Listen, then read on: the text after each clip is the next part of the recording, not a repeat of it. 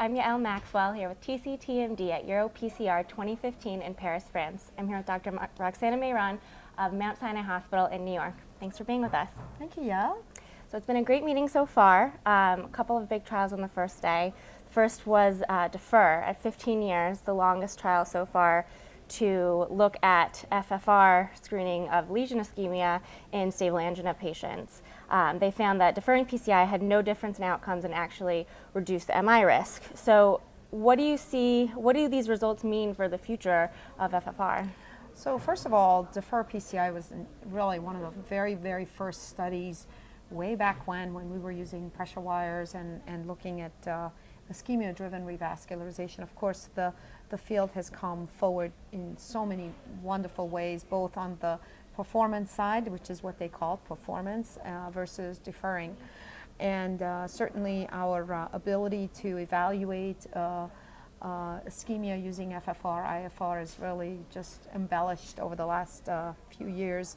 And we've learned so much. What was great about this study is that 15 years later, we can see the results. In DEFER, just to remind everybody, 325 or so patients were enrolled, and they basically looked at FFR-guided or pressure wire-guided, ischemia-guided revascularization and deferred PCI in lesions that had some obstruction, but not severely obstructed, but there were obstructed lesions that were evaluated angiographically, but by FFR or pressure wire deemed not to be significant. They left those alone, and then they basically looked at those who received angiographically guided revascularization. Over a 15-year period, there was no difference in mortality. I think that's the most important message. There were more MIs on the performance side, in fact, and that was significant. But I think that that's not to say that it's unsafe to do PCI, but rather it's safe to leave things alone. Mm-hmm. I think that's really sort of the most important message for 15 years later, that if we use FFR guided, so in this thematic way of following patients and giving them optimal medical therapy and deferring lesions that are not ischemic is extremely safe. And mm-hmm. that's a fantastic, and I thought it was a really, Nico Peels should be congratulated, and all of the investigators for actually taking the step forward some 15 years ago and getting 92% follow-up in these patients. So it was quite the tour de force, I would say. And do you see the fact that PCI has changed so much in the past 15 years, with the addition especially of DES, do you see that having an impact on the results at all? Thank you for mentioning that, because certainly over the last 15 years, so much has changed in PCI. In the DEFER, the original DEFER study, these were all bare metal stents. So lots and lots of restenotic lesions and, of course, re-interventions, et cetera. But, and I think, I'm not so sure what it would change.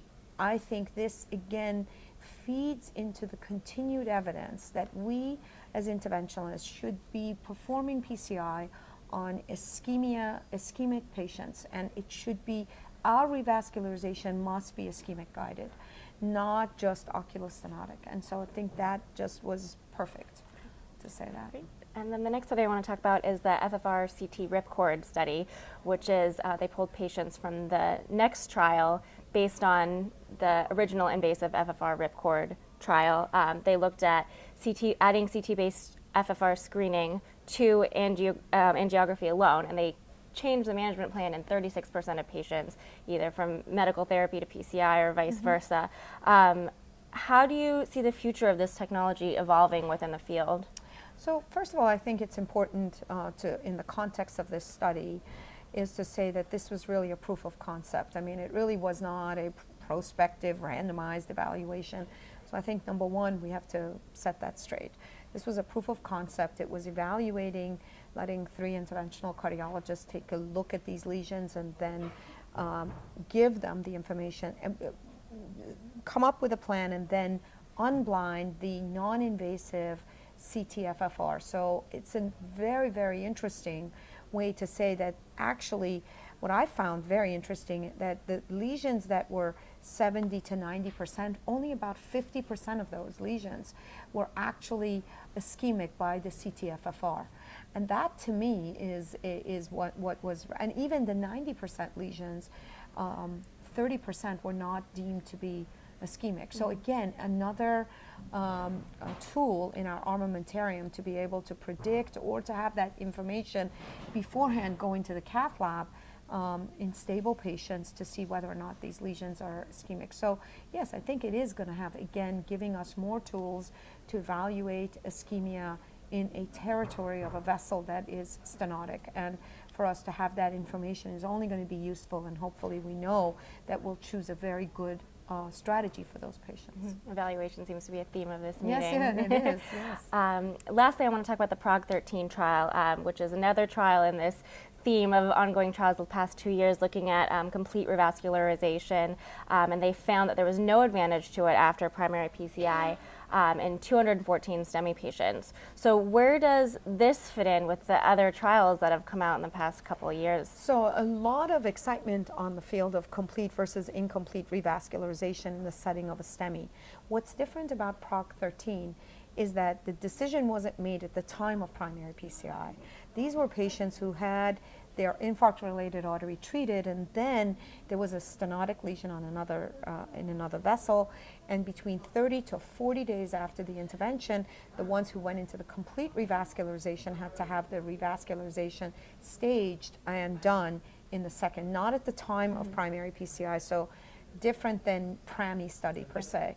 And the other arm was optimal medical management. It was only 215 patients. I think here it didn't show any difference in the major adverse cardiac events. And so I think this basically tells us that this is an important field. We do need to understand what to do with a non-culprit vessel. And the complete trial, which will have about 4,000 patients, led by Shamir Mehta of McMaster University, is actually actively enrolling patients to answer this exact question in a well-powered, prospective, randomized, multi-centered way. And it has a very similar approach of randomizing patients at the time of primary PCI to staged intervention of non-infarct-related artery versus optimal medical management, and then seeing if they needed ischemia, chest pain driven and clinically driven revascularization down the line. And we'll see that trial has about 1,500 patients enrolled, so that enrollment is going well. And I think until we get those results, and I think I remain cautiously optimistic, and hopefully that we will see that complete revascularization will make a difference, but we just don't know yet. Okay, great. Well, we'll stay tuned. Well, thank you. That concludes our wrap-up with Dr. Mehran at EuroPCR 2015. Thanks for watching.